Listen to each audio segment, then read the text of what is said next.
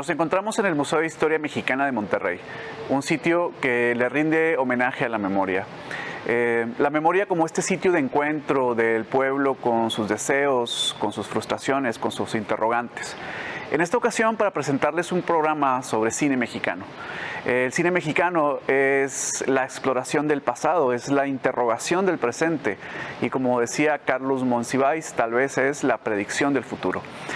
Nuestro cine ha lanzado grandes directores, estrellas rutilantes, en donde toda una visión del mundo se despliega en una pantalla. Personajes como Fernando de Fuentes, Emilio Fernández, Luis Buñuel, Alejandro Galindo, Rogelio González, Felipe Casals, Arturo Ripstein y los últimos grandes representantes de nuestro cine como Iñárritu, Del Toro y Cuarón.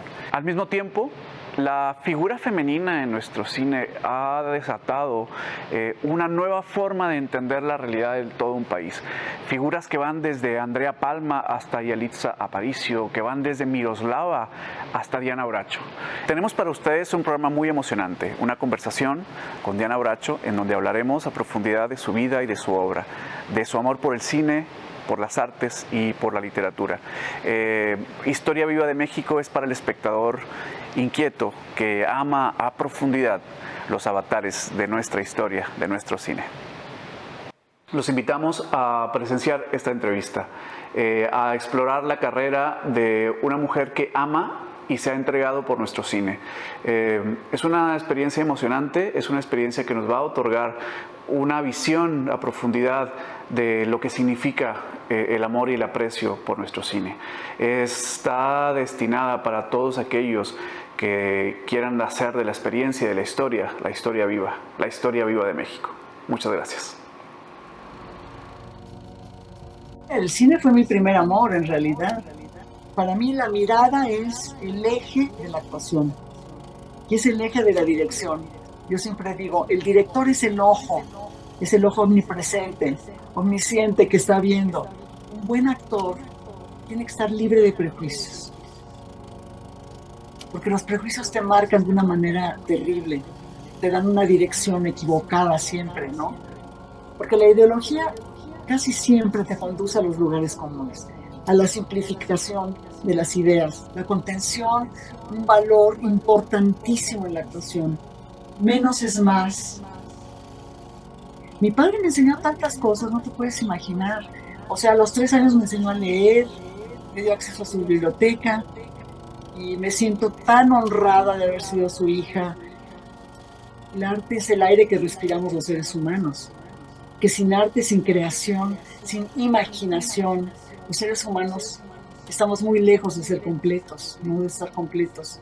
Y yo no hablo de las artes necesariamente volviéndote un artista profesional, pero sí vivir como si tu vida fuera una obra de arte.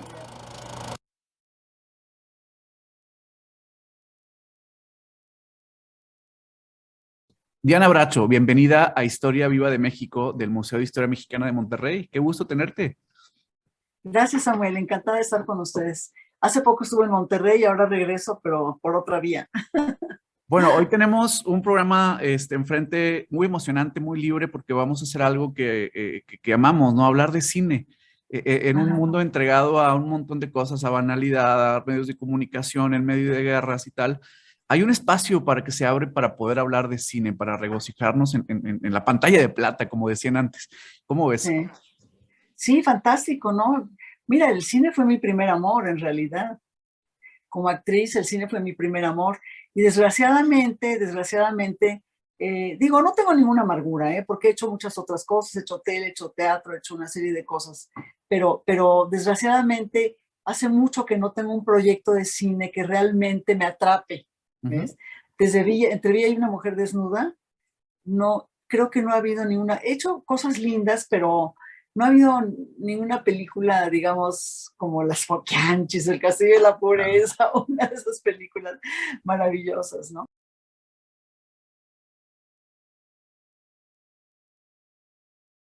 Muy bien, Diana. Bueno, pues mira, tú estás rodeada de libros a tus espaldas. Yo estoy aquí en este auditorio que parece un teatro, entonces estamos bien acompañados por las musas, ¿no?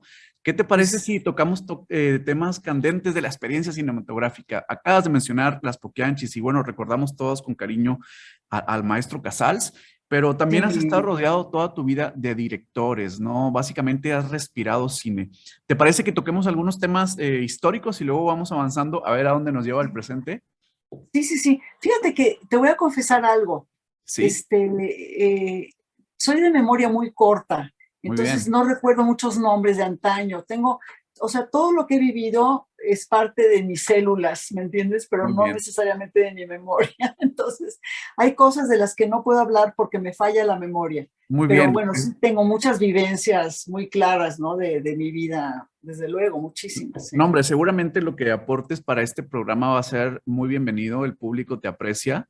Cuando estuvimos haciendo los consensos para ver quién seguía nuestro proyecto, fue unánime invitar a Diana Bracho, porque yo creo personalmente, Diana, que tú simbolizas ese amor muy sincero por el cine. Decía Susan Sontag que el arte es el único sitio que nos lleva a la sinceridad. Nos está quedando muy poco para la sinceridad. Entonces, eso es lo que quiero trabajar hoy con la entrevista, la sinceridad del amor por las artes. ¿Te parece bien? Sí, me parece bien. Muy interesante el artículo de Susan Sontag, a quien admiro mucho. Muy Sí, interesante su artículo reciente sobre la decadencia del cine. fíjate nada más. Bueno, De la ahorita tocamos decadencia del cine. ahora profundizamos. Diana, mi primer acercamiento, el cine mexicano, qué cosa tan interesante. Mira, yo estaba pensando que, por ejemplo, el neorrealismo italiano ya decreció, la ola francesa también, pero nuestro cine sigue con una vigencia casi milagrosa. ¿A qué atribuyes tú que el cine mexicano siga vivo, tan vivo como hace tantos años? Bueno, yo sí siento que el cine, de verdad, sí siento que el cine está muy vivo en otras direcciones, Ujú. que no son necesariamente las direcciones en las que vivimos los de mi generación, pero que tenemos que estar dispuestos a crecer con ese nuevo cine. ¿No? Yo fascinada de trabajar con directores muy jóvenes que trabajan de otra manera. El estilo de Casals, por ejemplo, de Ripstein o Ujú. de Jaime Humberto Hermosillo, de los directores con los que yo trabajé contemporáneos, con los que trabajé en los setentas, que era muy riguroso, era un estilo muy personal de cada uno de ellos, pero sí era un estilo muy específico, incluso dictado por la técnica, porque por ejemplo había la preparación de la fotografía, a veces tomaba horas. Alex Phillips, que fotografió El Castillo de la Pureza, y era Claro. un hombre de casi 90 años cuando la hizo, había trabajado con mi papá, un maravilloso fotógrafo que había sido, fíjate, había sido fotógrafo de close-ups de Mary Pickford.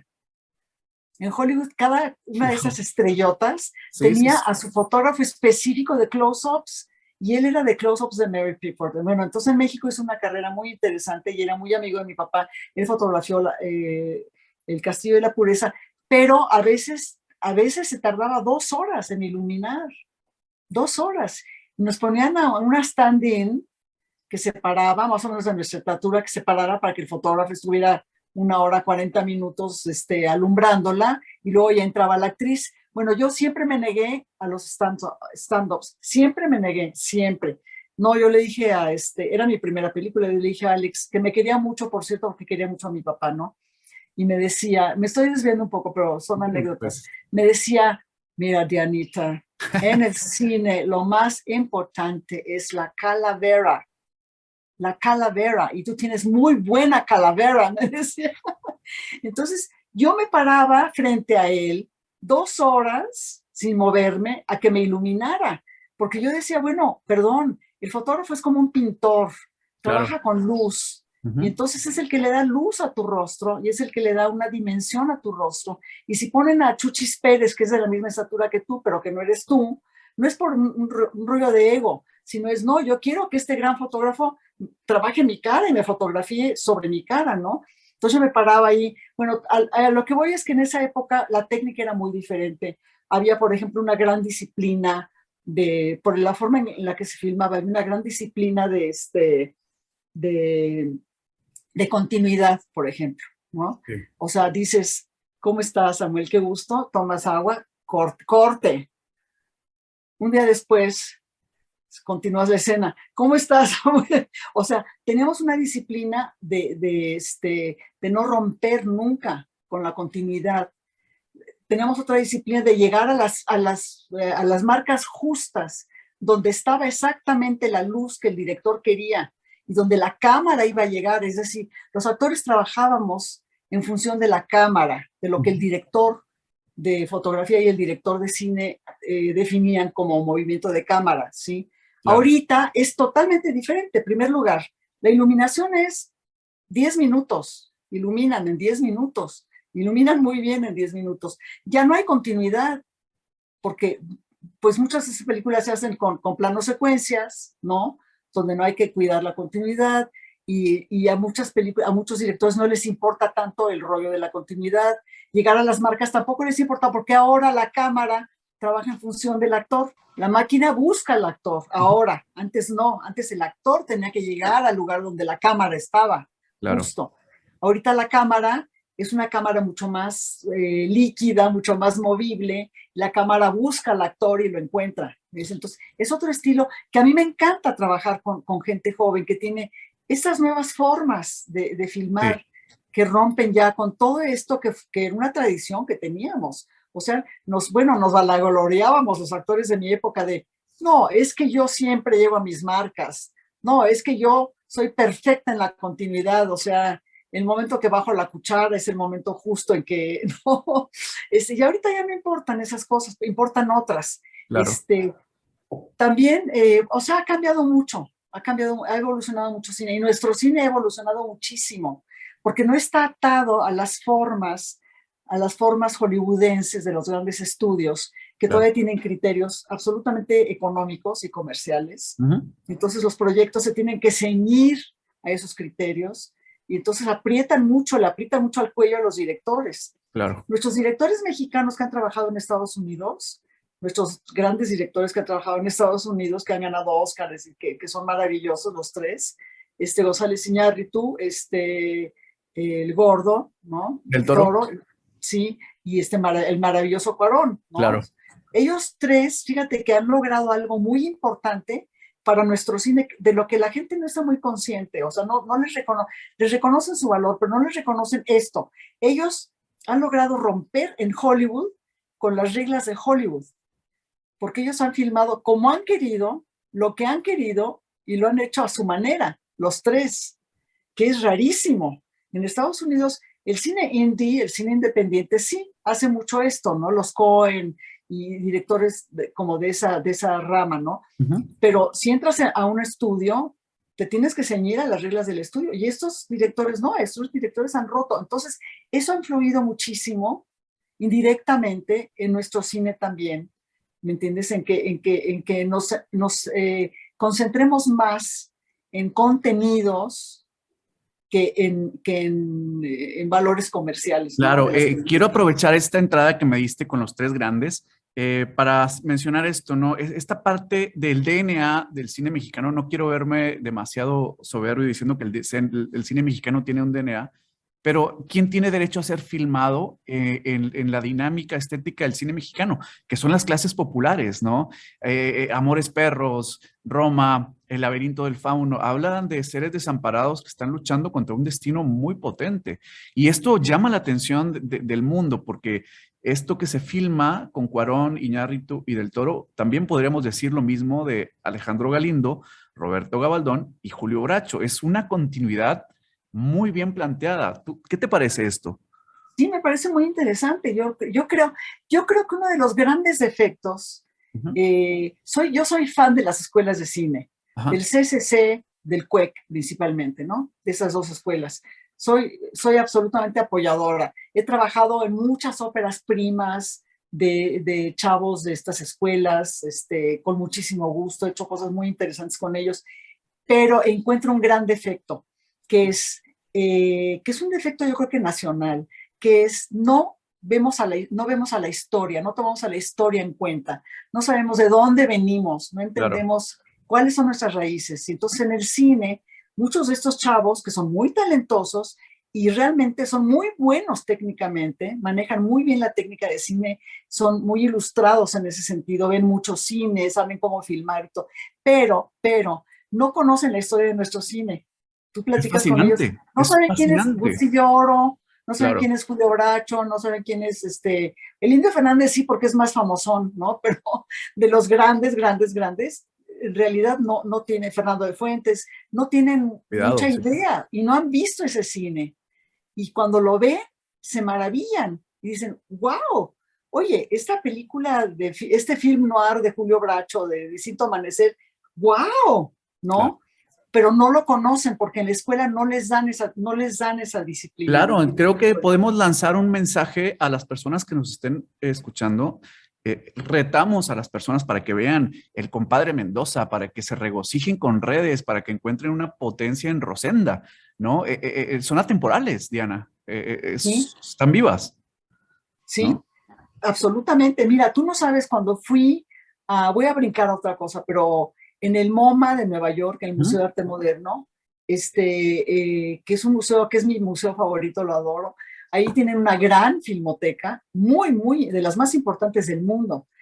Ahí hicieron una retrospectiva de mi padre, de 2 semanas, y eligieron 7 películas de lo mejor de mi papá, o sea, lo mejor de lo mejor de mi papá, y las estuvieron pasando, pero no era un público latino, aquí va a ver no, era un público cinéfilo, absolutamente cinéfilo, neoyorquino, o sea, cosmopolita, ¿no? Claro. Digamos. Y entonces tú no sabes el éxito de ese cine, porque ese cine, claro, lo remitía también al gran cine norteamericano, al gran cine italiano, al gran cine francés, ¿no? Sí, sí, Porque sí. tenía muchos puntos de contacto con ese cine de esas épocas. Y no sabes el exitazo, o sea, a teatro lleno, la gente después, yo me quedaba después y hacían algunas preguntas. Y te voy a contar una cosa muy linda que me pasó ahí. Cuando yo era niña, yo no veía el cine de mi papá, porque generalmente era cine para adultos, ¿no? Entonces yo no vi el cine de mi papá, no vi el cine de mi papá. Fíjate qué cosa, vi alguna película por ahí, pero cuando fui a Nueva York y vi esas 7 películas una tras otra, descubrí a mi papá. Lo descubrí de una manera impresionante, o sea, como virgen, ¿me entiendes? O sea, de, wow, mi papá, qué bárbaro, porque además fue un director muy prolífico, no tanto en cantidad, sino en su calidad temática, ¿sí? Y genérica, tocó todos los géneros, tocó todos los géneros y todos con éxito y todos muy bien. ¿Ves? Entonces, hubo un crítico francés, Pierre Rissian, que fue como el papá de los críticos de Cannes, del Festival de Cannes, y lo adoraban y lo veneraban, era como el papá de los críticos del Festival de Cannes, ¿no? Y este crítico era el hombre que yo he conocido que sabía más de cine en el mundo, sabía de todo, veía todo el cine, veía cine todo el día, de todo el mundo. Y era un tipo con una cultura cinematográfica fantástica. Cuando en el Festival de Morelia le hizo un homenaje a mi papá también, hace varios años, Pierre Rissant, que es muy amigo, era muy amigo de Dani Michel, la directora del Festival de Cine de Morelia, que es un gran festival, le dijo, oye, ¿y este homenaje que le vas a hacer a este cineasta Julio Bracho, quién es? No lo conozco, nunca lo he visto. Se me hace rarísimo, yo he visto todo el cine mexicano, no he visto. Y entonces Dani le dijo, no, pues ven al festival. Él estaba muy enfermo, ya muy enfermo, llegó en silla de ruedas, se salió del hospital para venir y vino a ver el cine de mi papá. Y vio todas las películas de mi papá y después de las películas nos enfrascábamos en unas pláticas él y yo y nos hicimos amiguísimos. Desgraciadamente ya murió, pero amiguísimos. Bueno, a lo que voy es que el descubrimiento de mi padre, para mí, fue también el descubrimiento de Pierre Rissian y de muchísimos cinéfilos que no habían visto el cine de mi padre de alguna manera. Y de pronto surge, ¿no? Como con una luminosidad y una cosa fantástica, ¿no? Increíble. Diana, ¿te parece si hablamos algunas de las riquezas de tu padre? Por ejemplo, se nota inmediatamente que era un gran lector.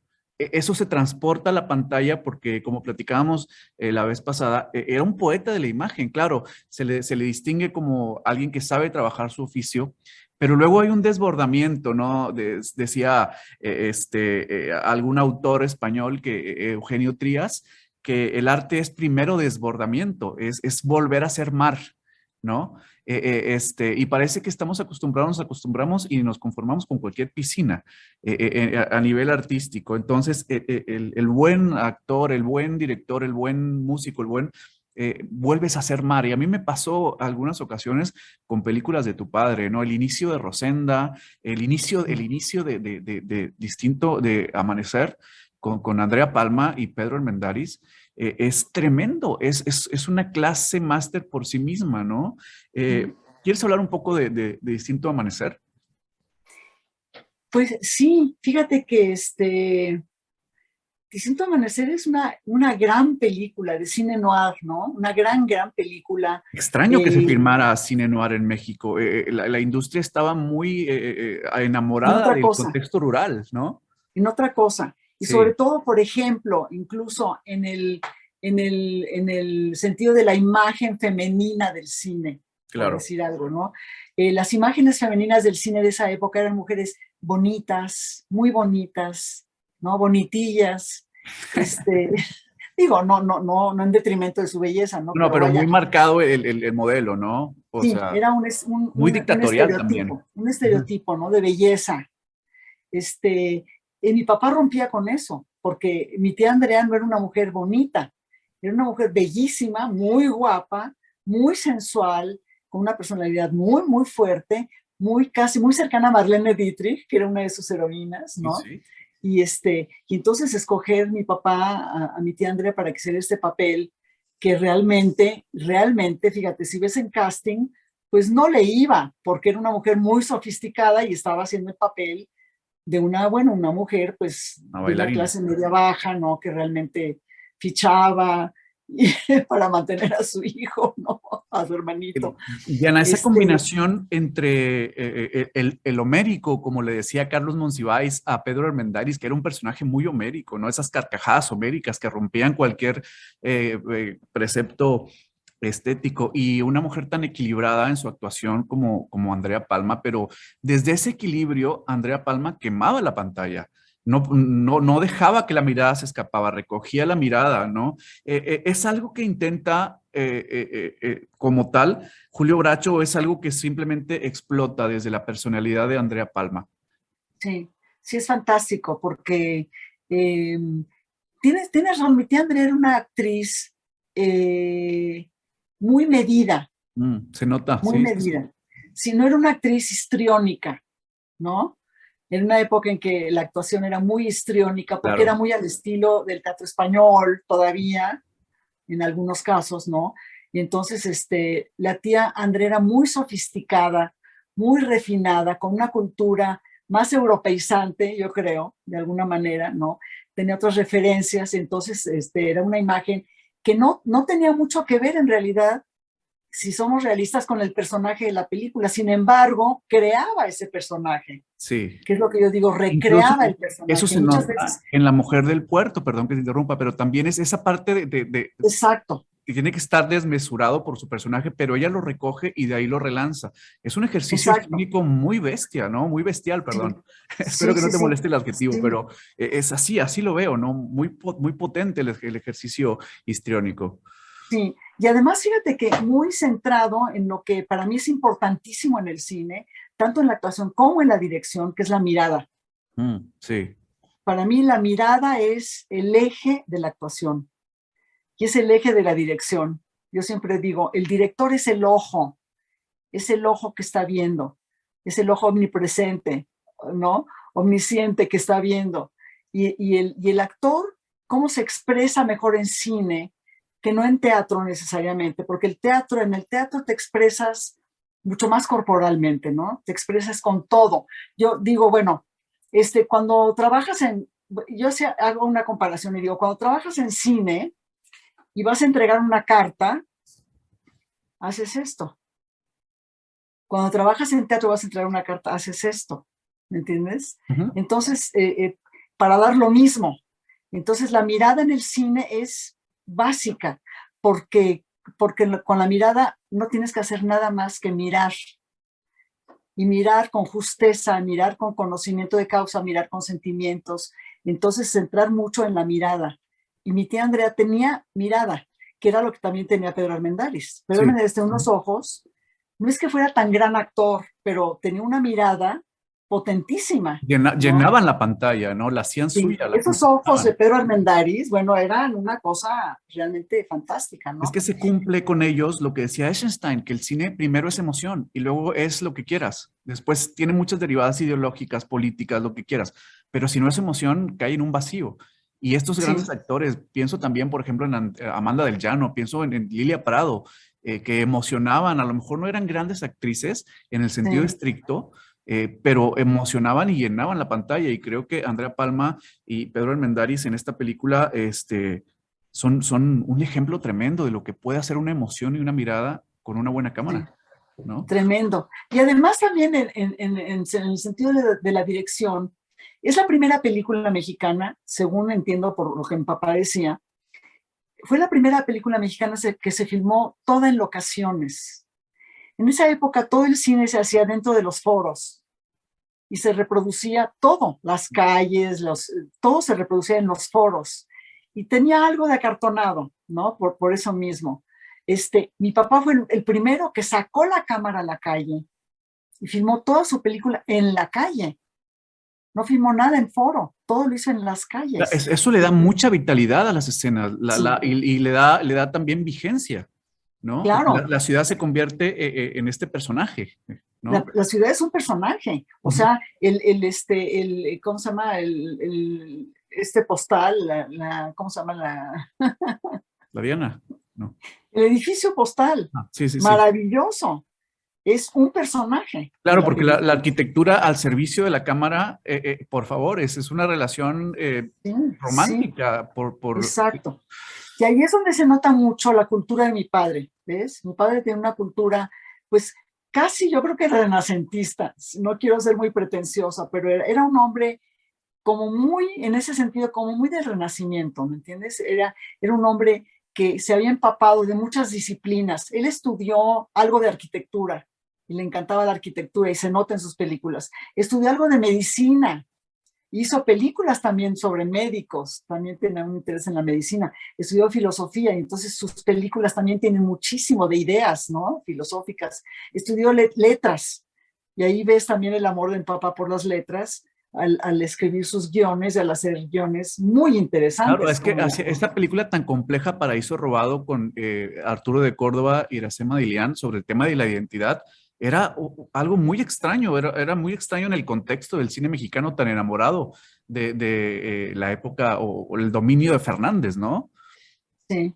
Pues fíjate que no conozco esa película. Ah, Qué mira, vergüenza, ¿verdad? no, Tengo que para nada, buscarlo. porque permíteme pensar que te estoy regalando algo, ¿no? No, sí, es Sí, un gran regalo. Es que claro. de las películas de mi papá hay mucho cine que no conozco. Me acaban de regalar una que se llama La Cobarde, con Iracema Dilián y Ernesto Alonso.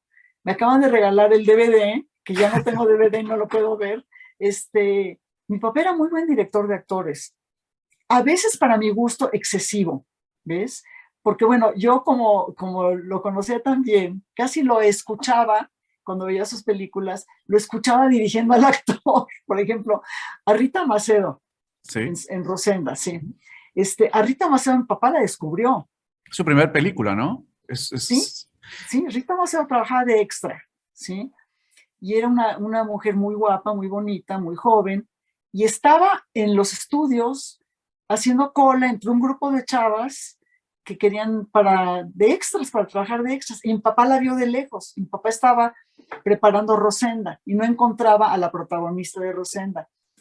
Mi papá tenía un ojo fantástico, tenía un ojo, bueno, qué bárbaro, así casi microscópico, ¿no? Y de lejos vio a Rosenda Monteros y dijo, esa es Rosenda, esa es Rosenda. Entonces la llamó y le dijo, ¿usted cómo se llama? Pues me llamo, ¿cómo se llamaba Rosenda? No se llamaba ni Rita Macedo ni Rosenda. Entonces mi papá dijo, pues no, desde hoy te vas a llamar Rita Macedo. ¿Pero por qué, señor? No me gusta el nombre. Rita Macedo, y vas a hacer el papel de Rosenda. Mi papá muy autocrático, ¿no? Con los actores. Y entonces le dio ese papel. Cuando yo veo Rosenda, que es una película maravillosa, y que está muy bien, Rita, está estupenda, casi oigo la voz de mi papá dirigiendo a Rita. Rita, voltea a la derecha. Rita, levanta la cabeza. Rita, levanta el brazo. O sea, casi oigo la voz de mi padre dirigiéndola, ¿ves? Bueno, es que Entonces, es una película con muchísimos valores riquísimos. Pienso muchísimo en esa primera escena con Rodolfo Acosta y Fernando Soler. Es un choque de mundos, son dos fuerzas de la naturaleza que, sin embargo, el director tiene la virtud de equilibrarlos para que nos lleven a donde tienen que llevarnos en la trama, ¿no? Pero dirigir a esos dos, Dios, sí, había que tener fuerza también, ¿no? sí. Y Y bueno, dirigir a Rita Macedo, Rita, perdón, tiene se notan sus costuras de que es una actriz muy noble, pero de alguna sí, manera va entrando en la dinámica de los otros dos y acaba una actuación portentosa. fantástica. No, Rita está genial. Y fíjate que me contaba mi papá, me contaba muchas cosas cuando filmaba. Me contaba que le había enseñado a Rita Macedo a ponerse el rebozo, porque Rita se ponía el rebozo, pues muy pedestremente, no se lo ponía así. Entonces mi papá, a ver, ven Rita, te voy a enseñar. Mi papá le ponía el rebozo a Rita, se lo ponía de cierta manera, que era una maravilla, que era una belleza. Cómo le ponía un humilde rebozo, nada más que puesto a la manera de un gran artista que era mi papá, ¿me entiendes? Entonces, papá, no, yo le enseñé a Rita a ponerse el rebozo, yo le ponía el rebozo en cada escena. Eh, Entonces, sí, claro, ves En la todas película y estas te das cuenta. cintas que estamos platicando, nos hablan de un director muy contemporáneo en este sentido. A ver qué te parece.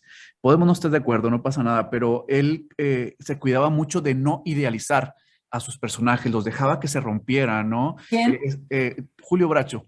Ah, mi papá. No idealizaba a los personajes, les permitía ciertos permisos morales a sus personajes para no caer en los clichés y eso lo mantiene muy vivo. Y también me parece que el juego entre lo urbano y lo rural lo reinventa, ¿no? Hace otra cosa muy nueva para esa época en el cine y eso también le da una vigencia extraordinaria, ¿no? Sí, sí. Y como te digo, tocó todos los géneros, pero de una manera muy personal y muy especial. Por ejemplo, Historia de un gran amor es una joya. Historia de un gran amor es una película shakespeariana, ¿no? Es una película que tiene unos niveles dramáticos impresionantes, bellísimos. Historia de un gran amor es una película rural, totalmente rural. Sin embargo, rebasa su ruralidad, digamos, Exactamente, y se perfecto. convierte en algo universal. Yo creo que es uno de los valores de mi papá en su cine, que tocaba diferentes mundos. Ay, qué tiempo, señor Dos Simón. Pero es O sea, deliciosa, es un champán, el mundo porfiriano, ¿sí? ¿no?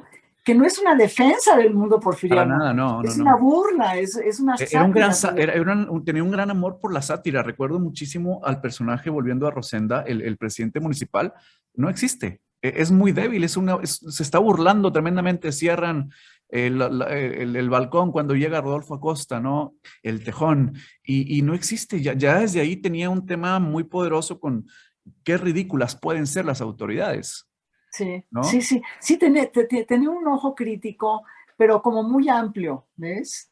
Muy amplio, porque a pesar de que fue un hombre con una ideología muy clara política, porque en su época, porque vivió una época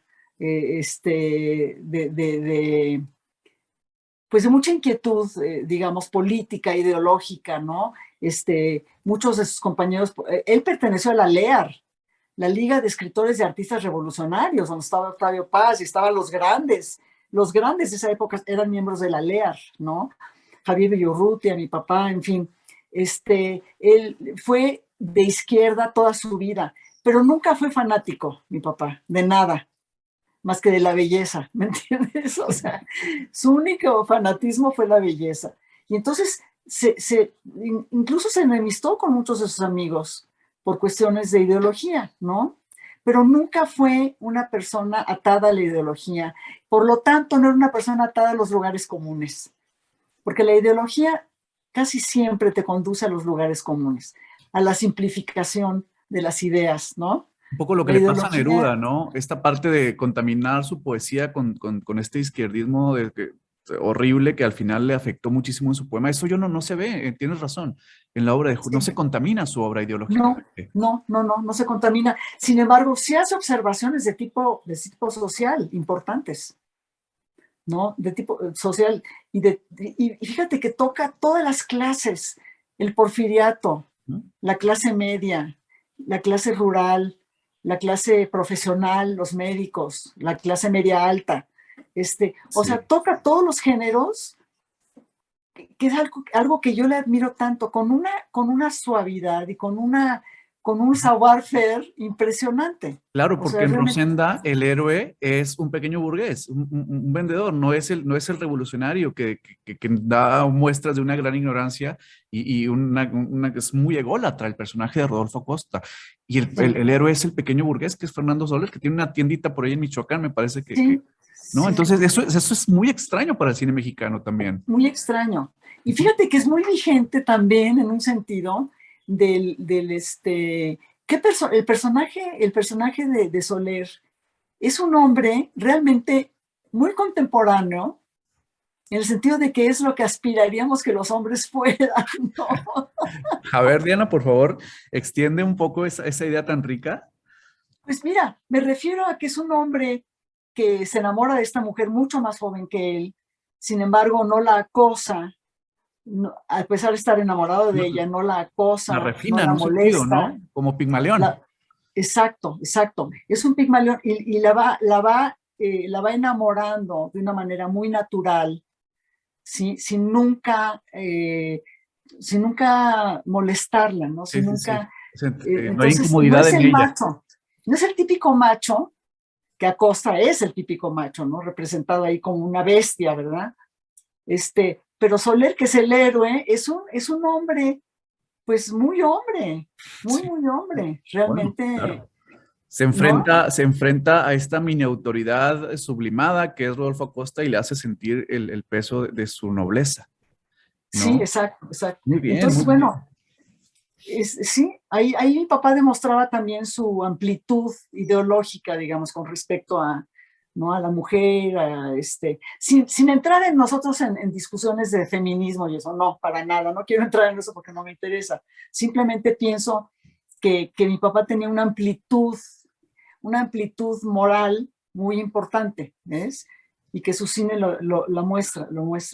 Para redondear el tema de Julio Bracho, del que tú ya también te diste cuenta que soy un gran admirador, yo estoy Sí, qué tomando, lindo, estoy gracias. tomando esto como un regalo que me hago a mí mismo, estar hablando contigo de tu padre y ahora más de tu carrera un poco más adelante. Pero sí creo que es importante tocar la sombra del caudillo, ¿no? Ah, Esta película inconmensurable, sí. creo que debe ser patrimonio histórico de este país, esa película. Y no sé si alguien lo ha puesto en la balanza, pero creo que es importante que este tipo de películas, junto con Rojo Amanecer, por ejemplo, estén ahí mostrándose en las universidades, en las preparatorias. ¿Te gustaría hablar con nosotros de La sombra del caudillo un poco? Sí. Sí, bueno, la sombra de caudillo es toda una conversación, ¿no? Porque es un tema muy, muy amplio, desde su gestación, digamos, hasta su, este, su terrible final, ¿no? De lo que significó para mi papá como director, como ser humano. Fue una película, yo considero que es la obra maestra de mi padre. Y considero que es una de las obras maestras del cine mexicano de todos los tiempos.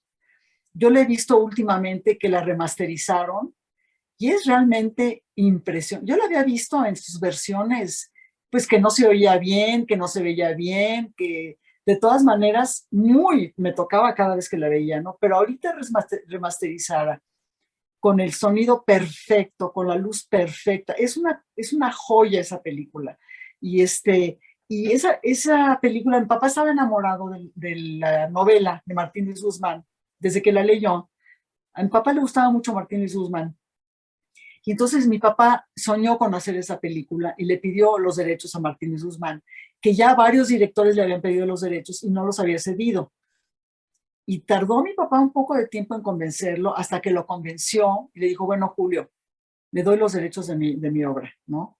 Pero por favor, respétela. Sí, ¿cómo no? Lo voy a respetar desde luego, ¿no? Y entonces, bueno, ahí empezó esta aventura de mi padre, Esta película fue hecha con el apoyo de los trabajadores del sindicato, con el STPC, que es el sindicato de técnicos y manuales. Ellos aportaron su trabajo gratis, los actores también, mi papá también, para recaudar fondos para hacer un hospital para los técnicos del cine.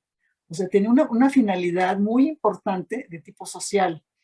Y todos trabajaron aportando su trabajo gratuito y con gran pasión y con gran entrega, como se puede ver cuando ve uno la película, ¿no? Cada uno de los actores está 100% puesto en lo que está haciendo, ¿no?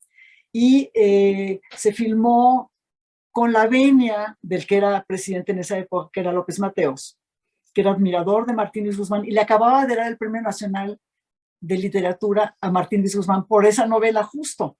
Entonces era el timing perfecto para hacer la película. Y el presidente apoyó a mi padre y apoyó al sindicato y todo para que se hiciera la película, prestándole miembros ¿cómo se llama? Del ejército. Ves que hay muchas escenas con ejército y La ¿no? Cámara, el Congreso. Sí, sí, sí, exacto. O sea, a mi papá le dieron facilidades para que filmara al tope todo lo que tenía que filmar, ¿no? Mi papá hace la película con una gran ilusión, una entrega y una pasión.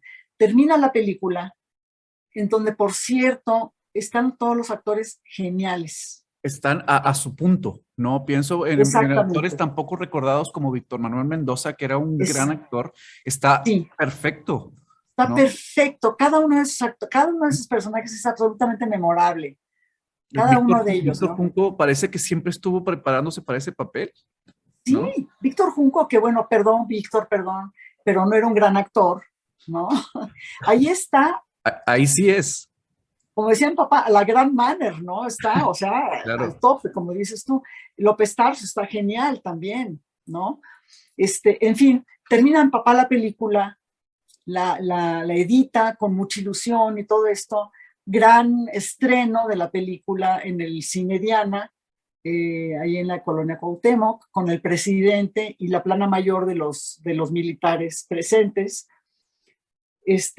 La película se estrena con bombo y platillo, y al terminar la película, el que era, no me acuerdo cómo se llama, no. Ay, Dios mío.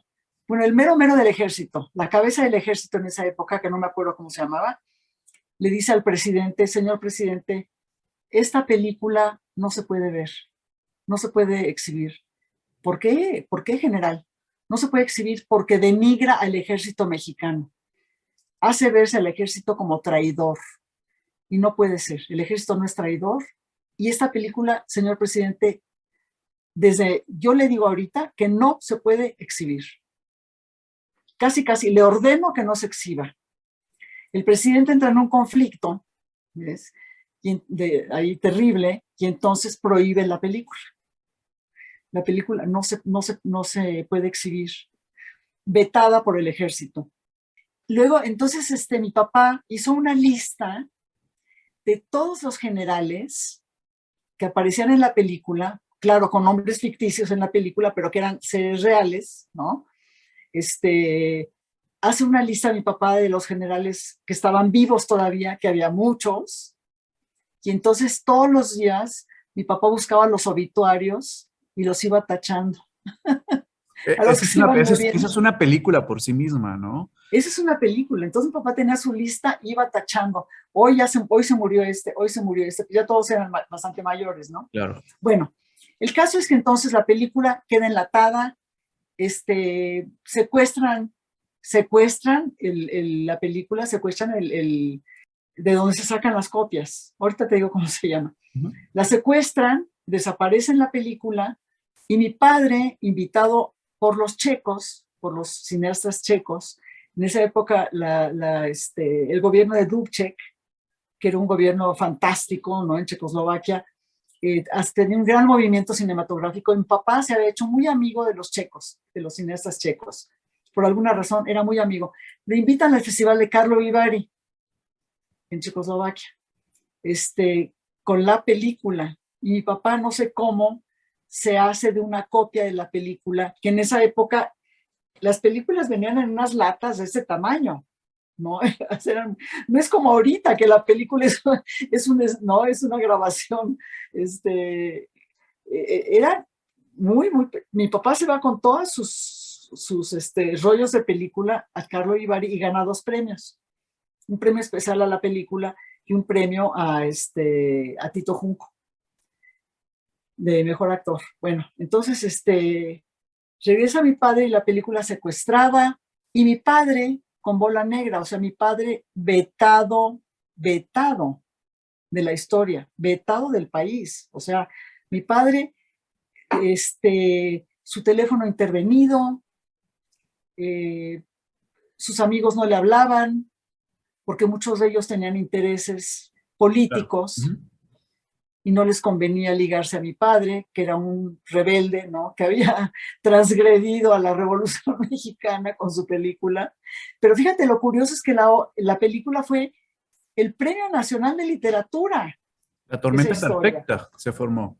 Eso te demuestra qué triste es, qué poco lee la gente y cómo ven el cine, ¿no? O sea, muy poca gente había leído la novela de La sombra del caudillo, pero la película la iban a ver miles y miles de personas, era otra cosa, ¿no? Eso demuestra también la penetración y el poder del cine en la conciencia colectiva, ¿no? Exactamente.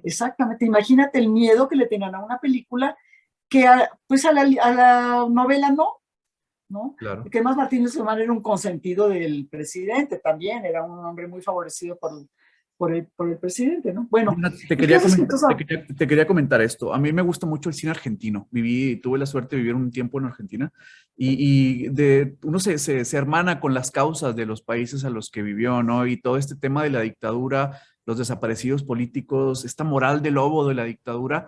Yo creo que, sinceramente, la sombra del caudillo es esta premonición de lo que vendría en la América Latina, con las fauces del poder sobre la juventud, sobre los disidentes, sobre los que pensaban de otra manera, y por eso le lastimó tanto a los dueños del poder, por eso hizo tanta mella en esas miradas ya corruptas que sabían que habían matado, que sabían que habían robado, que sabían Claro. que habían destrozado y seguirían destrozando generaciones de jóvenes.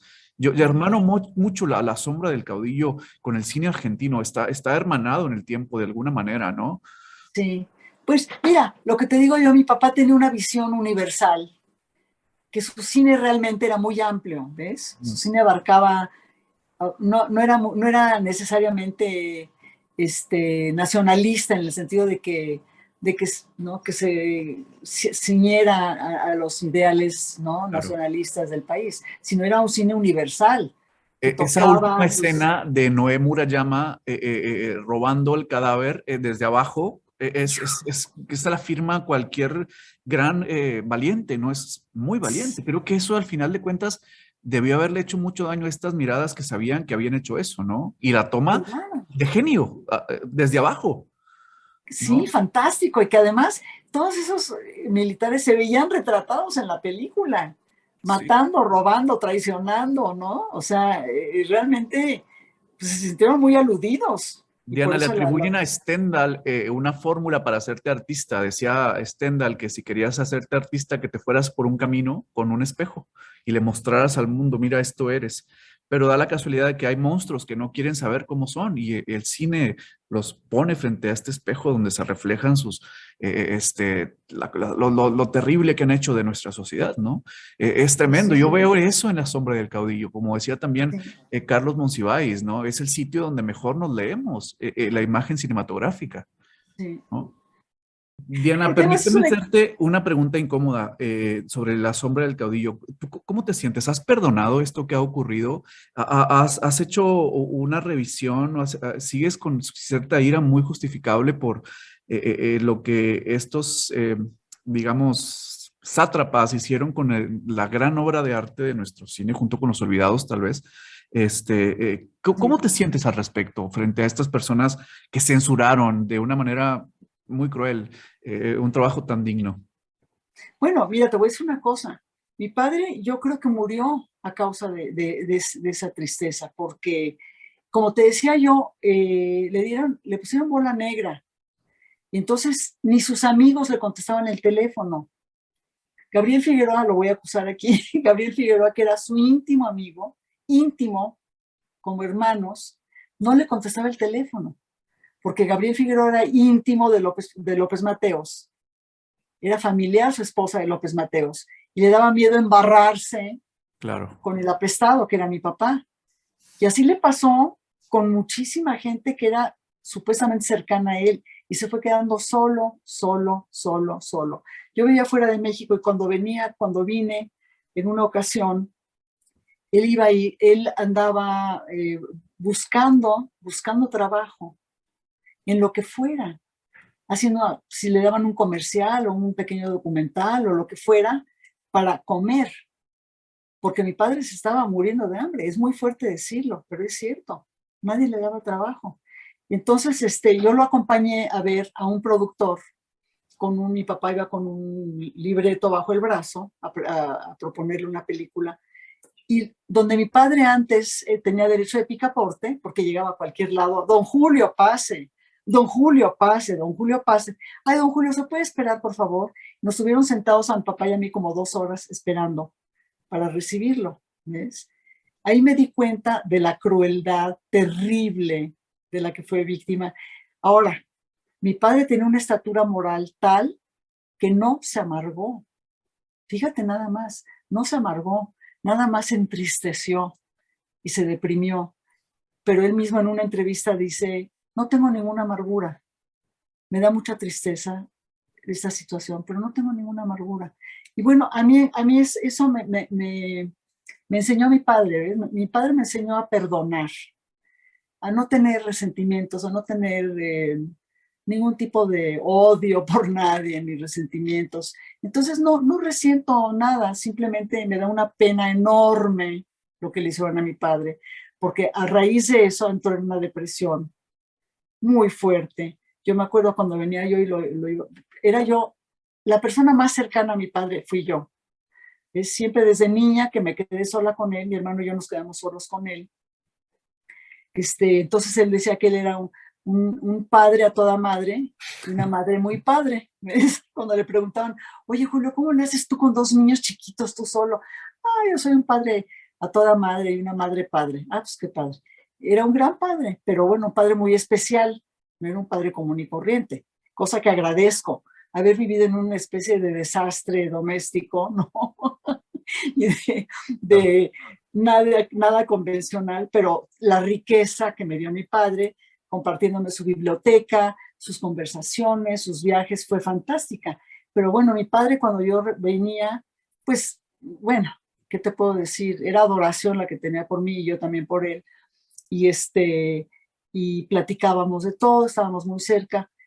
Y yo sabía que estaba muy deprimido, estaba solo y su alma en su estudio, con sus libros, escribiendo, pensando, cero amargura, cero enojo, cero queja. O sea, era un ser muy puro.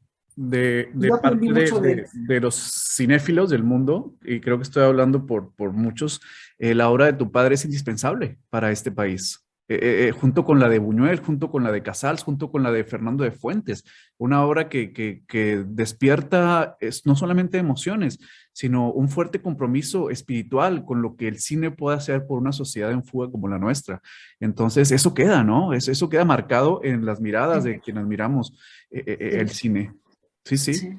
Vean la entrevista que le hace TV UNAM a Diana Bracho, César Aviña, me parece que es, cuando habla de cómo se salvó del fuego el guión de La sombra del caudillo, lo cual me parece una historia fenomenal y muy Ah, ¿cómo simbólica, se ¿no? salvó? Sí, sí.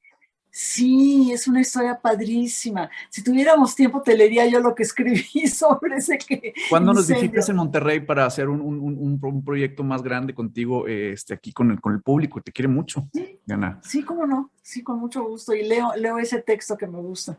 Bueno, Este, quieres cerrar esta parte de la entrevista sobre que cuando hablamos amplia y muy sustantivamente sobre tu padre? Quisiera cerrar con un comentario final, esta parte. pues mira, simplemente estoy muy conmovida.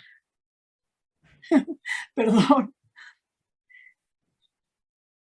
Sí, Qué lindo, nada más eso. qué lindo, Diana.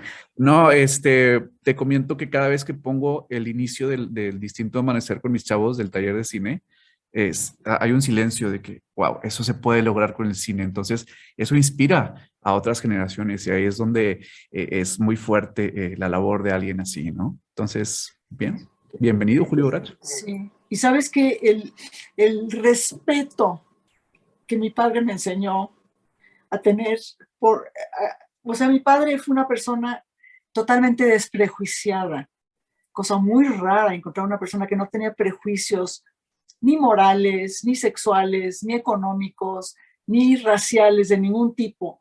Y me enseñó a mí eso, ¿ves? Entonces soy una persona muy desprejuiciada y pienso que un buen actor tiene que estar libre de prejuicios. Un actor con prejuicios no puede ser un buen actor, porque los prejuicios te marcan de una manera terrible, te dan una dirección equivocada siempre, ¿no? Entonces, mi padre me enseñó tantas cosas, no te puedes imaginar. O sea, a los 3 años me enseñó a leer, me dio acceso a su biblioteca, eh, platicaba conmigo de todo. O sea, fue un ser para mí de luz, muy complejo, muy controvertido también. Yo tuve una infancia muy difícil también a raíz de que vivíamos mi hermano y yo solos con él. Muy difícil, pero muy amorosa, en un sentido muy amplio, ¿ves? No convencional, pero sí muy amplio. O sea, él me llevaba a todos lados, iba yo con él, yo chiquita de la mano de él, a todos los estrenos, me llevaba a todos lados, a todos lados. Y me compartía todo, ¿no? Y yo siempre pienso, yo era como su bolsa, como los niños que cargan la bolsa, yo era como la bolsa de mi papá. Pero imagínate la riqueza que yo viví yendo a estrenos, yendo a ver a María Douglas a Bellas Artes, ¿no? Haciendo Salomé, y yo en la butaca en Bellas Artes, chiquitita, Casi nada, ¿no? así, ¿eh? Casi nada, Salomé. Sí, Sí. o sea, y María Douglas, que era, bueno, una gran trágica, ¿no? Bueno, entonces, nada más para rematar lo de mi padre, yo tengo un agradecimiento muy profundo, muy profundo con él, y me siento tan honrada de haber sido su hija, tan honrada de haber vivido tantas cosas con él, tan agradecida a la vida de tener su herencia, ¿no? Intelectual y moral. Bueno, pues, ¿qué te puedo decir? Lo adoro. Gracias.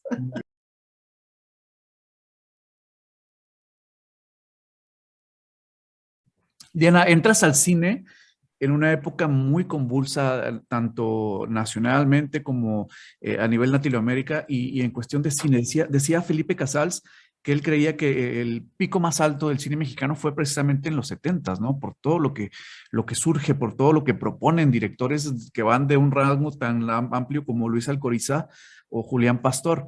Tú entras en los 70 al cine, ¿no?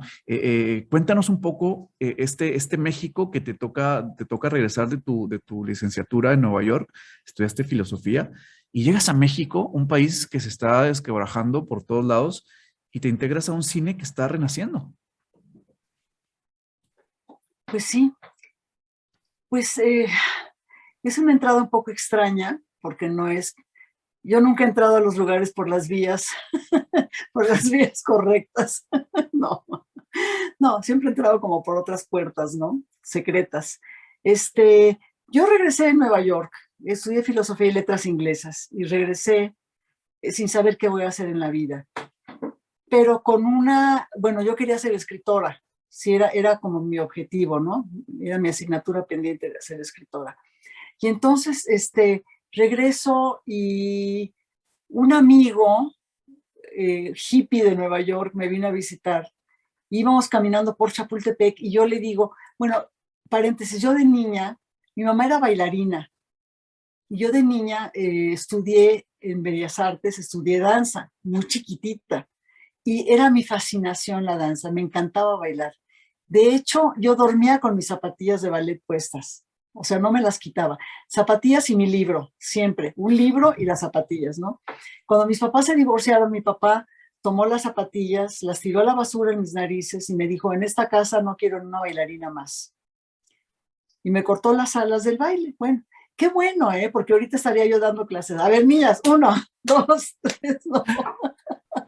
En vez de estar actuando.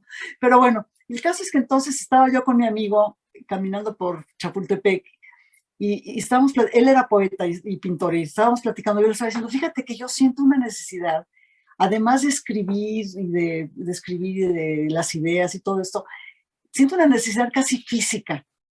No entiendo bien, como física, como de moverme, como de expresarme con el cuerpo, pero no sé. Y me dijo él, act. Yo, ¿cómo que act? Act, me dijo, act, eres una actriz. Yo, no, ¿qué te pasa? Soy hiper tímida. O sea, yo en Nueva York sudaba frío para ir al banco a cambiar un cheque, ¿me entiendes? Era, bueno, una vergüenza. Un día me quedé 4 días sin comer porque me quedé sin dinero y me dio pena pedir prestado. Entonces, o sea, yo era de una timidez realmente bastante grave, ¿no? Entonces, ¿cómo que act? No, me dijo act. Y entonces se me prendió un foquillo por ahí y entonces yo empecé a ir a clases en la universidad. Quería hacer una maestría en filosofía, pero resulta que no me revalidaron, fatal, todo un desastre, ¿no? Pero empecé a ir a clases de José Luis Ibáñez, que daba clases en la Facultad de Filosofía y Letras, daba clases de literatura dramática y me encantó. Y empecé a ir a una clase de él que él daba en su casa. Tenía estudiantes de actuación y era muy duro, o sea, uno le decía, mire, yo no sé qué hace usted aquí, no tiene ningún talento, yo le recomiendo que no tire su dinero y que haga otra cosa en la vida. O sea, era muy duro, ¿no? Wow. Pero a los que éramos estudiantes amorosos de lo que hacíamos y que nos interesaban las cosas y que éramos inquietos y que leíamos y veíamos, nos apoyaba mucho y a mí me amaba porque yo siempre estaba como muy viva, ¿no? Y de hecho la primera clase que tomé ahí en su casa, yo pensando, yo no quiero ser actriz, yo lo que quiero es explorar esto, a ver qué es, ¿no? Pero yo no, por supuesto que no voy a ser actriz. Bueno, total, corte directo a, un día me habla José Luis y me dice, oye Diana, quiero hablar contigo porque voy a romper una de mis reglas, que es que nunca recomiendo a un estudiante para trabajar, nunca lo recomiendo. Pero a ti te voy a recomendar con Arturo Ripstein, porque está buscando a una actriz joven para hacer un personaje en una película que va a hacer y no la encuentra, entre las actrices profesionales jóvenes no encuentra. Entonces, estoy seguro que tú estás perfecta para ese papel. Se llama El Castillo de la Pureza, ve tal día a ver a Arturo Ripstein, y yo, ay no, ¿cómo crees, no? Ve, nada más no digas la edad que tienes, porque yo tenía 27 años, pero me veía como de 17, ¿ves? Entonces me dice, no digas la edad que tienes, porque el personaje tiene 16 años o 17. Utopía, ¿no? Utopía Lima. Total, fui a ver a Arturo Ripstein. Yo siempre andaba vestida de overol, o sea, cero coqueta ni nada. Mi overol, mi peinado de príncipe valiente, ¿no? Así fui a ver a Arturo Ripstein, platicamos un rato. Y entonces, ¿y cuántos años tienes? Yo, gulp, ¿no? Nunca me he quitado la edad y yo, ay, qué pena. Pues, pues 18, señor. Ah, bueno, y seguimos platicando, ¿no? A ver, ¿y qué edad me dice que tienes No, pues 20, ¿no? Y le fui subiendo hasta que le dije, mire, señor, la verdad es que tengo 27, pero José Luis me dijo que me iba a matar si decía la verdad. Dice, yo ya lo sabía porque yo fui a tu fiesta de 2 años. Yo soy un año mayor que tú, yo fui a tu fiesta de 2 años, que mis papás eran muy amigos con tus papás, entonces yo sé perfectamente la edad que tenía. Gulp, ¿no? Bueno, total, me dio el papel de Utopía Lima, y pero lo más interesante de esto es que este cine se estaba gestándose, toda esta generación de directores jóvenes en esa época, que eran Felipe Casals, que era Arturo Ripstein, que era Jaime Humberto Hermosillo, que era Olhovich, que era, o sea, todos estos directores jóvenes que eran seguidores de la calle du cinéma francés, que tenían otra idea muy diferente del cine, que eran muy rebeldes. Sí, y que los vieron. Es lo que te quería comentar, Diana, perdón que te interrumpa, pero no quiero que se me vaya esta idea. Esa parte de romper las bases mismas de la accionar cinematográfico, ¿cómo era este director? ¿Sabían que lo estaban haciendo más por un amor al arte, porque sus películas tal vez no iban a tener entrada en el público como Enamorada, por ejemplo, ¿no? ¿Sabían que corrían este riesgo? Pues yo creo que, bueno, eran muy jóvenes y entonces tenían esta cosa de la juventud, ¿no? De que te atreves a todo y no estás planeando que si vas a tener éxito o no. Mm. Lo que quieres es hacerlo, hacer las cosas. Y entonces era un grupo muy interesante. Jorge Fons también estaba en ese grupo. Era un grupo muy interesante pero había una cuestión ahí ideológica muy importante. Los viejos directores, entre los que estaba mi padre, ¿sí?, se oponían a estos jóvenes que querían entrar al sindicato y estos viejos sentían la competencia que se les venía encima de estos jóvenes y los querían detener y entonces no los admitían en el sindicato. Entonces no podían filmar, porque si no estaban en el sindicato no podían filmar. Y encontraron caminos para filmar, como hicieron el concurso de de cine experimental, y ahí se iban por otro lado, hacían películas cortitas y luego las juntaban. O sea, encontraron la forma de hacer cine y lo hicieron. Y había un odio entre ellos. Entonces yo me acuerdo de mi padre escribiendo artículos en contra de esos jovencitos imberbes que no saben nada de cine, que son unos pretenciosos imitadores del Cahiers du Cinéma francés, que no tienen nada que ver con ellos, y son unos pretenciosos y son no sé qué, y no, pues, no deben entrar al sindicato, por un lado. Y por otro lado, esos jóvenes a los que yo pertenecía generacionalmente, digamos, diciendo estos viejitos son caducos, ya no sirven para nada, entre los que estaba mi papá. Entonces yo estaba entre dos fuegos, ¿me entiendes? Estaba entre la fidelidad a mi padre, por un lado, y la ambición de hacer cine con estos nuevos cineastas, por otro lado. El caso es que entonces cuando Arturo Ripstein me llamó para hacer El Castillo de la Pureza, yo pensé, ups, ¿no? Como le digo a mi papá. Pues mi papá, que era un ser muy generoso, no, Dianita, pero decía Dianita, no, Dianita, tú hazla, la tienes que hacer, claro. Son malitos estos directores. Son unos jovencitos pretenciosos y malitos, pero tú haz la película, tienes que hacerla. Aparte, te tocó entre dos puntales, como Claudio Brooks y Rita Macedo, que ahí habían triunfado con nada menos que con Luis Buñuel, ambos, Sí, ¿no? exacto. Y con mi padre también, ¿no? Pues Rita, Claro, imagínate, sí, sí, Rita. sí, sí, sí. Y Sí, bueno, ese cine, Diana, se rompe la identidad nacional, por ejemplo, casi nada, o la estética del cuerpo de la mujer en el cine nacional se hace pedazos, por ejemplo, en esa película, ¿no? sí, en el Castillo de la Pureza. Claro, sí, sí, sí. Sí, ¿Cómo sí, presentan a Rita? bueno, ¿Cómo presentan a Utopía? ¿No? Como sí, totalmente sí, desarraigadas de cualquier idealización. exacto. Sí, se rompen todos los ¿No? estereotipos, incluso los estereotipos estéticos, ¿no? Digamos, de ese otro cine, Sí, ¿no? sí, sí. Y entonces, sí, bueno, entonces hago la película, me pasaron muchas cosas que no te voy a contar que son muy largas, pero casi me muero durante la película, pero me salvé de milagro y la pude hacer. Y mi papá cuando vio la película, porque lo invité, yo temblando, porque había un desnudo, y mi papá era muy celoso, yo, Dios mío, va a haber, no, qué Ah, horror. claro, en la bañera, sí, sí, sí. Sí, yo trabajando con su enemigo, ¿no? Para esto, durante la filmación, yo dije, bueno, tanto Arturo como mi padre aman el cine, lo conocen, deberían conocerse, por ahí, más allá de la ideología, deberían conocerse. Y entonces los junté un día a comer en los estudios Churubusco, invité a Arturo, invité a mi padre, y se hicieron grandes amigos, porque ahí surgió el amor que ambos tenían por el cine y empezaron a hablar de cine y de esto y esta película y este director, y se emocionaron, y Arturo es un hombre muy culto también.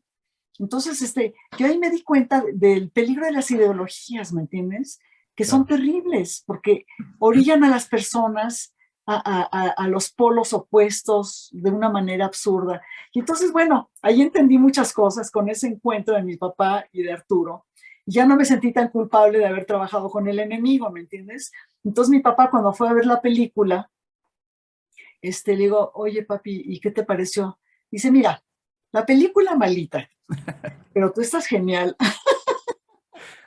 Diana, yo estaba poniéndote atención en esa parte en donde tú pareces una actriz que va conquistando tu terreno muy seriamente, pero en Utopía, que es un personaje que tiene de verdad mucha presión sobre sí misma, no logra, es decir, se logra algo actoralmente que a mí me sorprendió mucho, que es llevar a un límite al personaje femenino sin desgarrarlo por completo, ¿no? Porque se habla de incesto, porque se habla de rompimiento de la familia, porque se habla de traición a la misma familia, pero nunca te desbordas así como si No, estuvieras mucho más allá de tus capacidades, estás muy concentrada en tu papel, ¿no? totalmente, totalmente. Yo estaba totalmente concentrada en lo que estaba haciendo cada minuto. Y además aprendiendo todo el tiempo, aprendiendo. Por ejemplo, Arturo me decía, oye, Diana, a ver, espérame, no abras tanto yo tengo ya no, los tengo chiquitos, pero yo tengo unos ojotes así.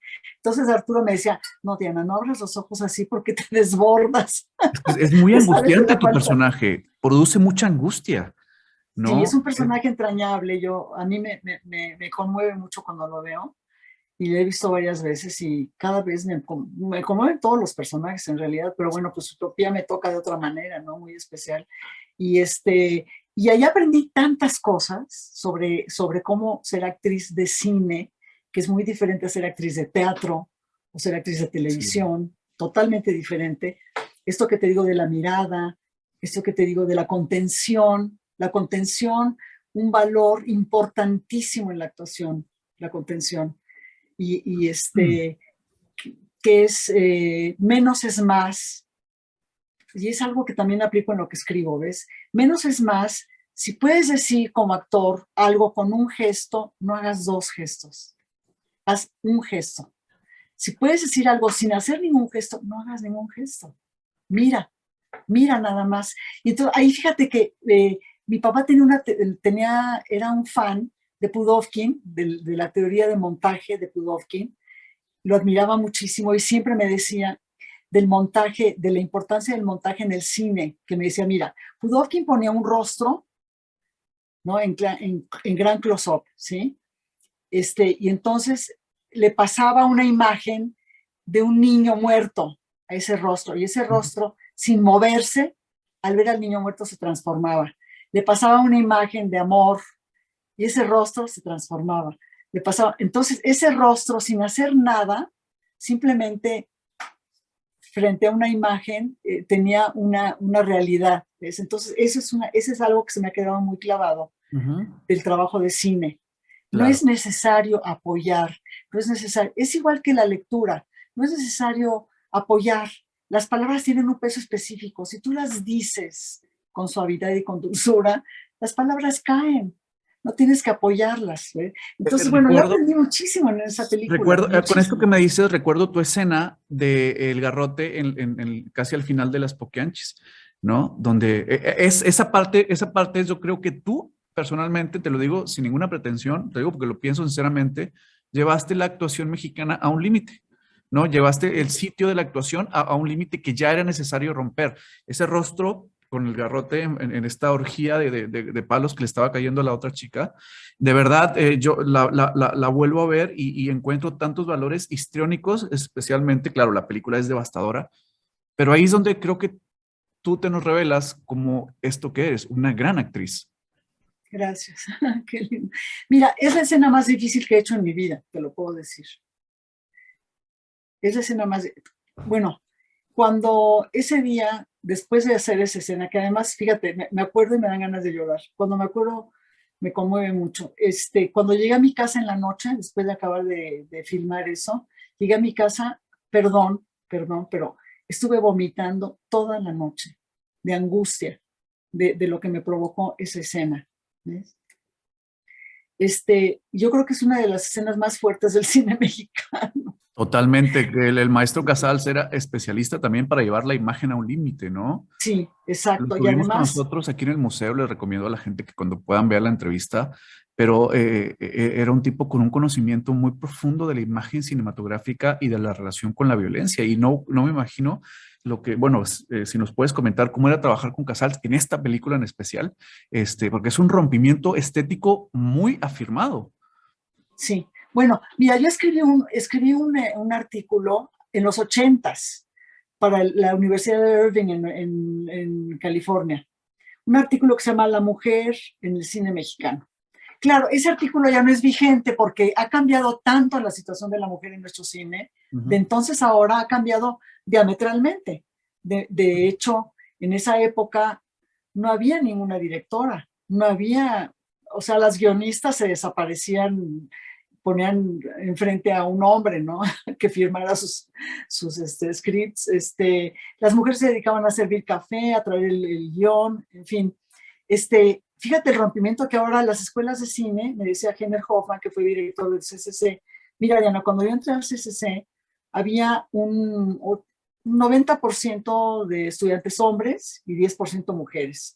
Ese 10% estudiaba edición o guionismo, porque se escondían atrás de eso, ¿no?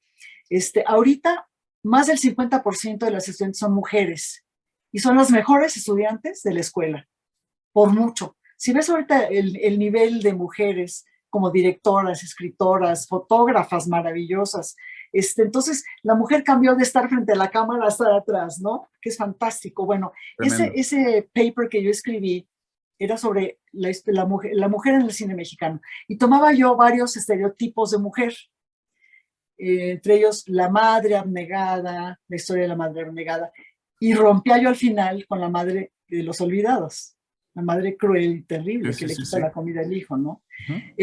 O la madre, o la abuela terrible que era Sara García, después de ser la madre dulce y buena, como rompe y se convierte en la horrible abuela, ¿no? ¿En Mecánica Nacional te refieres? Mecánica Nacional. Sí. Y la prostituta, que de ser santa, una mujer víctima, que bueno, trabajaba como prostituta para mantener a su hijo, o sea, estos lugares comunes, ¿no? De la prostitución, a las poquianchis.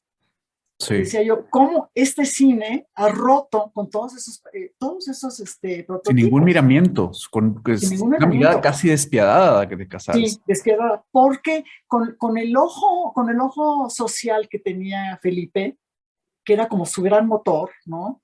El análisis de la sociedad, de la realidad social, él veía que la prostituta, estas prostitutas que eran víctimas, cuando tenían tantito poder se convertían en victimarias.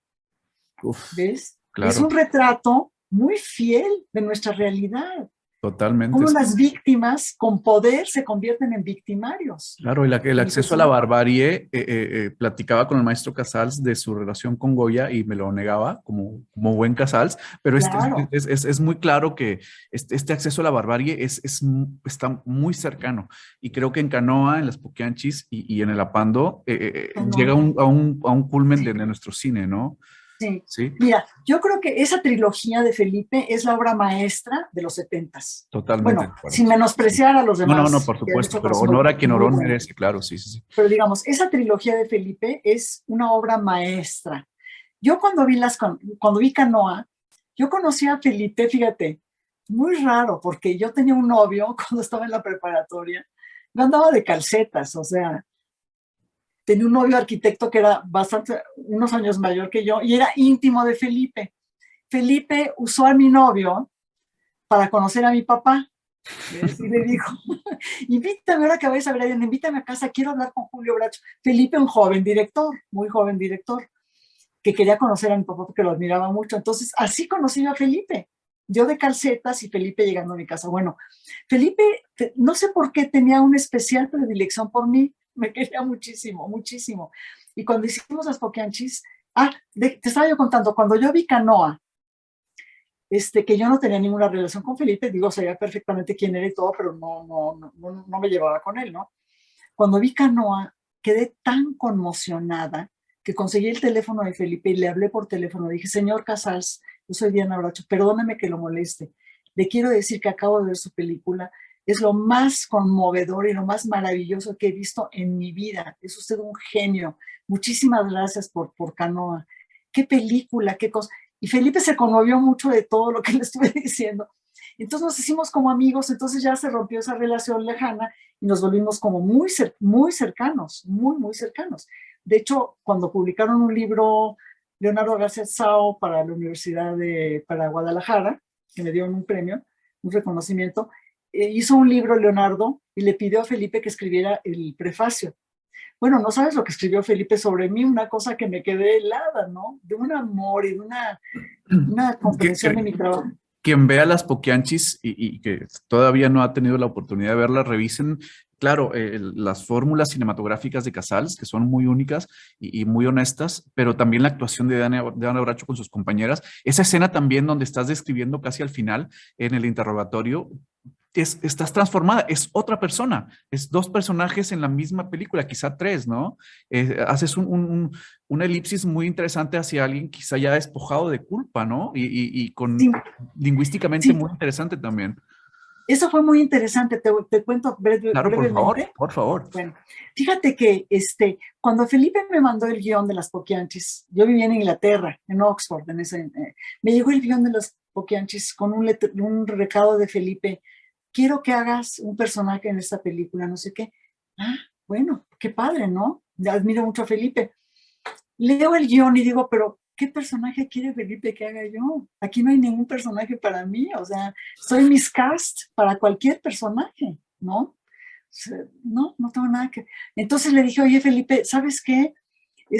Perdón, pero no entiendo qué personaje. Pues quiero que hagas ¿cómo se llamaba? Adelina. Quiero que hagas a Adelina, que es la hija de un campesino, que es Jorge Martínez de Hoyos, que vende a sus hijas, que son Tina Romero y tú. Yo, Felipe, pero es que, pues, estoy miscast, yo quiero que tú la hagas, ¿ok? Sí la voy a hacer. Entonces estuve yo pensando, a ver, ¿cómo voy a representar a esta mujer cuyo físico en nada se parece a mí? Es una chica indígena que es hija de un campesino muy pobre y entonces el papá la vende, ¿no? ¿Cómo voy a representar a esta mujer sin ser una burda copia o una Caricatura. imitación, ¿no?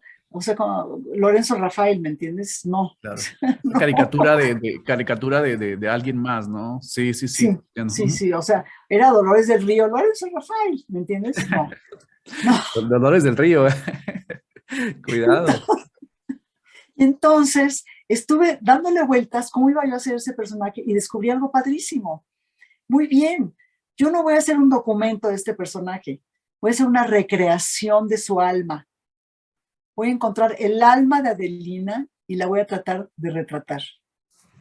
No voy a hacer una recreación, no voy a tratar de parecer una indígena, no voy a tratar de parecer nada, sino de recrear, de Eso es darle muy vida a este interesante, personaje. Diana, porque, por ejemplo, Jack Nicholson, cuando hizo Atrapado sin salida, se sometió a una terapia de electroshocks. Por ejemplo, De Niro se sacó su licencia de taxista para Taxi Driver. Katharine Hepburn estudió al personaje de Eleanor Roosevelt para la reina africana. ¿Tú qué hiciste para capturar el alma de esta chica indígena? ¿Cuál fue tu preparación? Eso me parece muy Sí, interesante, sobre todo para generaciones de nuevas actrices. pues sobre todo entrar en el alma del personaje, ¿me entiendes? Que no es fácil, o sea, es entrar en otra dimensión que no es la estrictamente física del personaje. Mm, Una vez que entras en el alma del personaje, esa alma adquiere cuerpo y se convierte de alguna manera en ese personaje, ¿ves? Sin ser una copia, sin tener la intención de una copia. Entonces, entonces Tomás Pérez Turrent, que fue el autor del guión, me dio una copia. Vivía todavía la original Adelina, estaba en la cárcel. Y entonces nos preguntaban a María Rojo y a mí si queríamos conocer a las originales personajes en la cárcel. María creo que sí fue, yo dije yo no, no la quiero conocer porque no quiero tener ninguna imagen de ella. mm. Yo quiero inventarla, Sí, sí, sí. inventarla, Representarla. Ujú. sí, yo quiero entenderla, entender quién es esta mujer, entender quién es este personaje, meterme en su alma y después ya vendrá el cuerpo, después vendrá el cuerpo, o sea, no necesito verlo, ¿no? Y entonces, lo único que hice fue que Tomás Pérez Urrent me regaló una grabación en un casetito, que se usaban todavía los cassettes, una grabación de ese monólogo donde ella está en la cárcel hablando de por qué mató a su hermana, una grabación de la Claro. Adelina original Ujú. explicando y me conmocionó, porque ¿sabes qué? Era totalmente antidramática, totalmente. Era muy No, plano, ¿no? Era así como, o sea, yo te vi muy plano en la totalmente, escena, totalmente, pero al no, mismo tiempo esa plano te conmueve porque sabes de dónde viene. exacto, exacto. Entonces yo escuchaba esta grabación, no, pues la tuve que matar, pobrecita, pues es que estaba muy enferma, yo la tenía que ayudar y por eso la maté, pero pues así, o sea, como si hubiera matado un pollito, ¿me entiendes? Entonces yo dije, ahí está el secreto este monólogo no es dramatizado, no es, no, yo la maté, no, no, no tengo que llorar, ni tengo que gritar, no, con decirlo es tan fuerte, es cuando tienes la imagen anterior de cómo la mata, ¿no? Es tan fuerte lo que está explicando que realmente es conmovedor, es muy Claro, fuerte. el choque es insoportable, de hecho, ¿no? Es insoportable. Sí. Sí, no, por favor, háganos el gran favor de ver esta gran película. Oye, Diana, a mí me hubiera gustado verte o me gustaría verte en tres personajes. ¿Me permite soñar? A ver, a ver. La chica ficticia de la invención de Morel de Bioy Casares, este holograma donde el personaje tiene que ajustar toda su vida para ajustarse al holograma, ¿no? Me hubiera gustado verte en ese personaje. Te platiqué también, me hubiera gustado verte en Emma Suns de Borges, De ¿no? Borges, sí, Y sí. la chica que enamora a Montag en Fahrenheit 451 de Ray Bradbury, ¿no? Esas tres, creo que nos hubieras deleitado muchísimo con esos tres personajes, son los que se me vienen a la mente en este momento, ¿no? Padre, muchas gracias.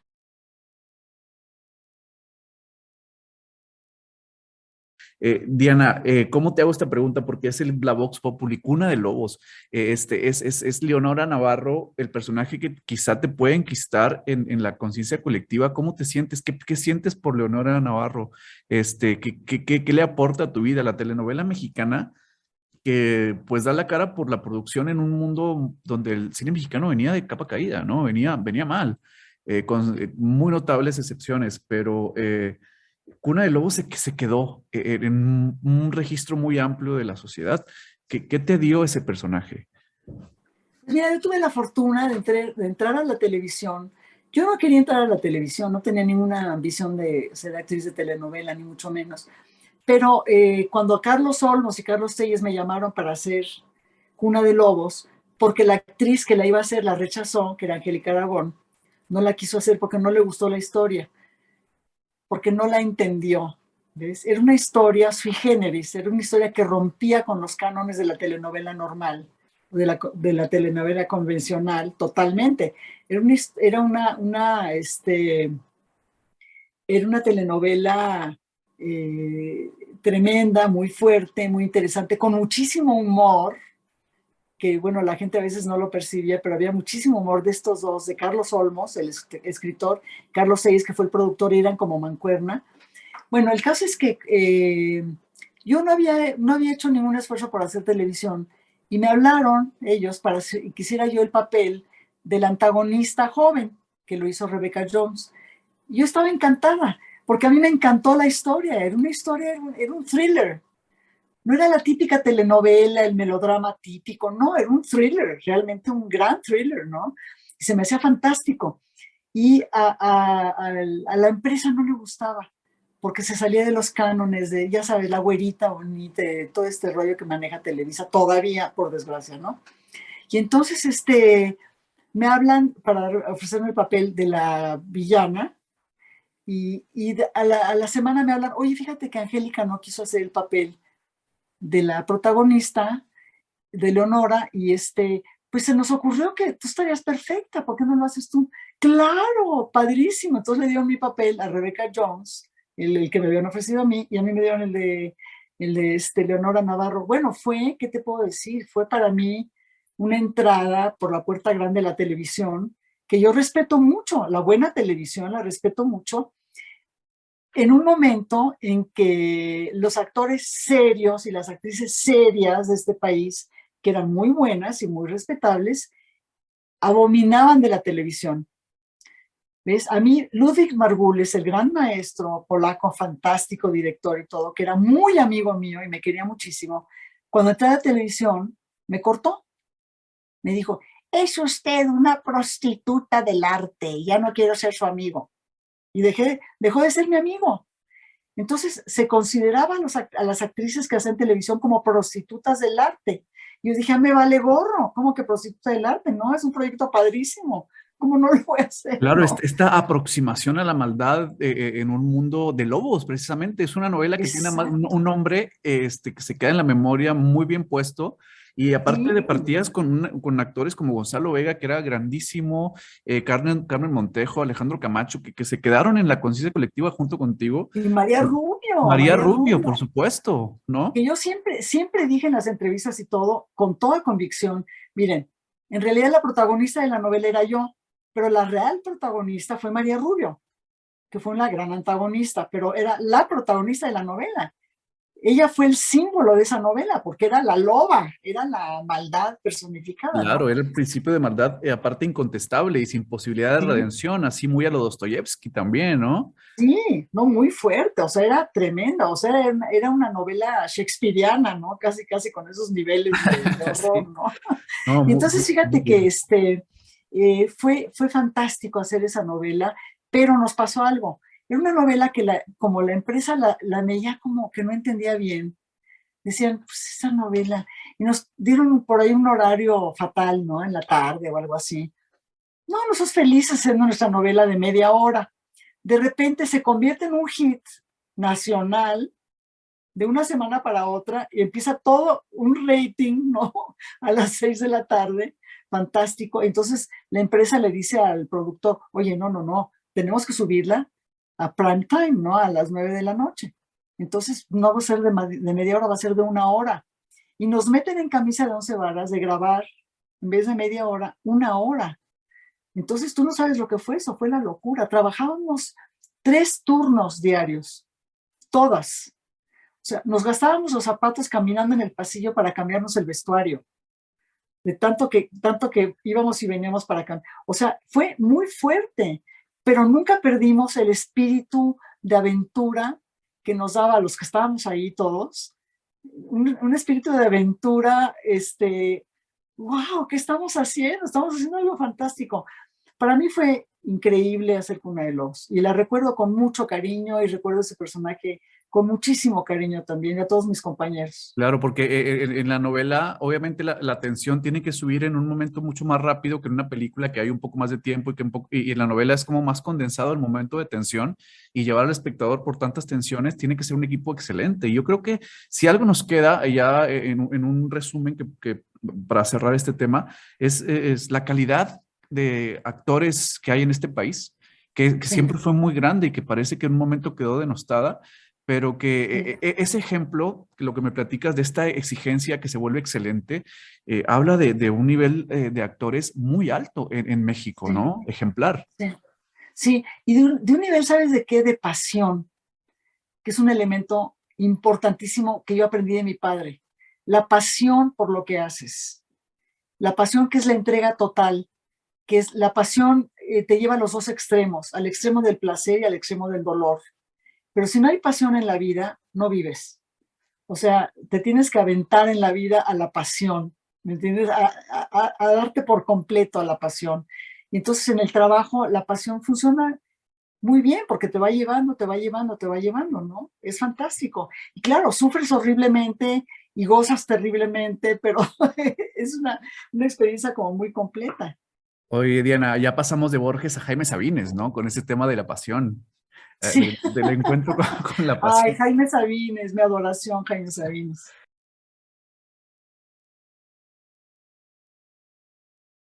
Diana, para terminar esta charla me ha dado a mí personalmente mucha felicidad hablar contigo, ¿no? Gracias, a Porque mí estamos también. conectados con el tema del cine. ¿Qué onda con tu carrera de literaria? ¿Veniste a Monterrey? Que casi ya está desapareciendo la ciudad por falta de agua. Entonces, Ay, sí, oye, qué puede ser uno de los horror, últimos eventos terrible. que tenemos. Veniste a Monterrey a la Universidad de Nuevo León. Soy egresado de la Universidad de Nuevo León, por cierto. Ay, qué padre. ¿Qué te pareció el público regiomontano? ¿Cómo recibieron tu obra? Aquí hay una frase que me encontré en un periódico, permíteme leértela. Escribir poesía es dar un brinco al abismo, porque no escribo de pajaritos, florecitas y primavera, sino poemas muy oscuros y profundos que de alguna manera son muy fuertes. Le enseñé 3 a mi nieta de 20 años y me dijo, qué bárbara. no sabías que tenías eso dentro. Esto me lo encontré en la jornada, me parece. ¿Qué tienes dentro, Diana? Este juego con el lenguaje, porque escribir poemas es peligroso. La poesía es un arma cargada de futuro, decía Gabriel Zelaya. Tus poemas, hablas de abismos, de oscuridades, de traer algo adentro. Carlos Monsiváis decía que él se enamoró de la poesía porque era el otro lenguaje, ¿no? El rompimiento del lenguaje comunicativo por el sublime. Entonces, ¿qué es para ti la poesía? Y con esto terminamos nuestras charlas. Pues mira, te puedo decir ahorita, en ese momento de mi vida, la poesía es una nueva vida, es entrar a una nueva vida a los 77 años, y no es poco, no es poca cosa entrar a una nueva vida a mi edad. Es explorar, de alguna manera, explorar una oscuridad de la que yo no estaba tan consciente, explorar un dolor del que yo no estaba tan consciente. Lo que comenta ahí de mi nieta fue muy chistoso, porque le di a leer un par de poemas, me dice, ¡ay, ya, güey! Qué fuertes, ¿no? Sí, es realmente atreverte a vivir de otra manera, atreverte a través del lenguaje y buscando la belleza del lenguaje, no la floritura del lenguaje, sino la belleza estricta del lenguaje, la belleza desnuda del lenguaje, buscar esta otra realidad que de alguna manera vives y de la que no estabas consciente, ¿no? Porque pues en mi poesía hay muchos elementos de los que yo no estaba consciente. Muchas gracias, Diana Bracho, por esta hermosísima tarde en donde revisamos cine, literatura, poesía. Me gustaría que cerraras con un mensaje. Hay mucha gente que duda en si dedicarse a las artes o no, y tú has vivido atrapada en las artes, abrazada de las artes. Cuéntale al mundo por qué hay que defender las artes, y con eso terminamos nuestra entrevista, si te parece bien. Sí, sí, sí. Pues yo no soy muy dadora de mensajes, pero yo adoro las artes, adoro el cine, adoro el teatro, adoro la música. La música para mí es importantísima, porque fíjate, comentaba yo que la pintura, ¿sí? La pintura no se explica, se ve. La música no se explica, se escucha. La poesía no se explica, se ve y se escucha, porque está llena de imágenes, ¿no? Y de palabras que se escuchan, ¿no? Entonces, un poco así veo yo, así veo yo, así veo yo el arte en mi vida, ¿me entiendes? Se ve y se escucha. Y además el cultivo de la imaginación, importantísimo en los niños, cultivarles la imaginación desbordada, la imaginación a otros mundos, la imaginación a otras realidades, importantísimo. De ahí surge el arte realmente, de ahí surge el arte de vivir también, de imaginar, que es crear imágenes. Yo siempre pienso como actriz que mi trabajo como actriz tiene mucho que ver con la imaginación, con imaginar imágenes y transmitírselas al espectador. ¿Entiendes? O sea, yo tengo una imagen y te la transmito y te hago sentir lo que yo estoy sintiendo. Para mí eso es el arte de actuar, ¿no? Y bueno, pues en la vida también, muy importante. Yo veo que es importantísima la educación de los niños en el arte, en todas las artes, no para que sean profesionales, pero un niño que toque el violín o que toque el piano es otro niño, es un niño que va a crecer con otra vida, mucho más rica. Un niño que pinta, aunque no sea un gran pintor, no importa, es un niño que ya se acercó a los colores, a las formas, de otra manera, va a vivir de otra manera, ¿me entiendes? Y entonces, bueno, pues, ¿qué te puedo decir? La educación, la educación, la educación, la educación. Escucha todo, camina por la calle mirando a la gente, mira a la gente a los ojos, ve qué te está diciendo una persona, para que no caigas nunca en los lugares comunes ni en los estereotipos. Si vas a ser una prostituta, no caigas en el lugar común. Ve a las mujeres que caminan en la calle, imagínate cómo es su vida. O sea, es todo eso, ¿no? Es una recomendación de imaginar. Diana Bracho, muchísimas gracias. No, gracias a ti. Qué gusto. Y bueno, pues nos vemos pronto. Muchas gracias. Un abrazo, por favor, Samuel, un abrazo a todos tus colegas, a tus compañeros del museo. Ya conoceré el museo en algún día. ¿Ok?